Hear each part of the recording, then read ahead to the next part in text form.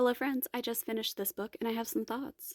To Catherine, who I am doing a buddy read with, do not watch this until you have read the book because I'm going to spill some tea. Okay, here we go.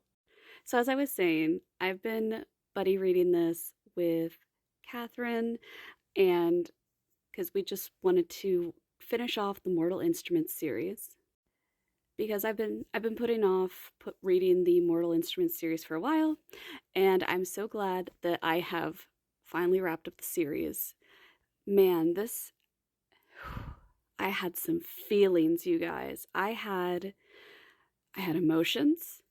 It's really hard actually to make me feel something because I read a lot of books, and most of the time when I'm reading you just get plain face to me. Like you will just I have there's nothing happening on the face. Like there can be a war happening or a lewd scene happening and you wouldn't freaking know. I've got resting bitch face. This book broke me.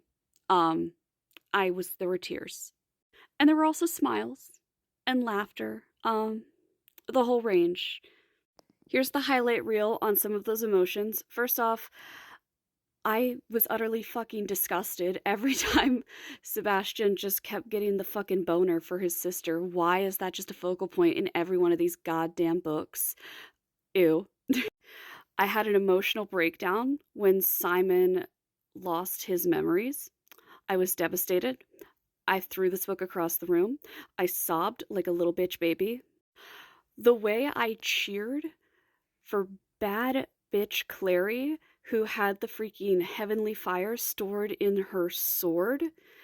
Like, I was like, fucking yeah, bitch, that's such a good idea. Good plan. Like, she had that shit. Like, she had a mastermind plan. Yes. And I felt like I had such a, like, behind the scenes peek because I did that whole little where I like stopped in the middle of the Mortal Instruments. I stopped at 1, 2, 3, paused, read the Infernal Devices, and then came back to read the last three. And I did that because this guide told me to. And I'm so freaking glad I did that because this, has a bunch of stuff with Tessa and Zachariah slash Gem.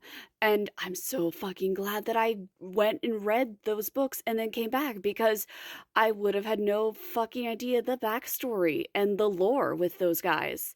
It just made my heart happy. It made me just so like warm inside because I'd be like, oh my god, look! It felt like having Easter eggs all over the place. I'm like, oh look, and there's that, and there's that, and that happened because of that. So yeah, I really liked this. This was a really good wrap up for the Mortal Instruments series, and yeah, I'm super excited to eventually continue on down this huge freaking Shadowhunters road. But for now, we're going to take a little pause, a little break, and move on to something different. For anyone who has read this series, what are your thoughts?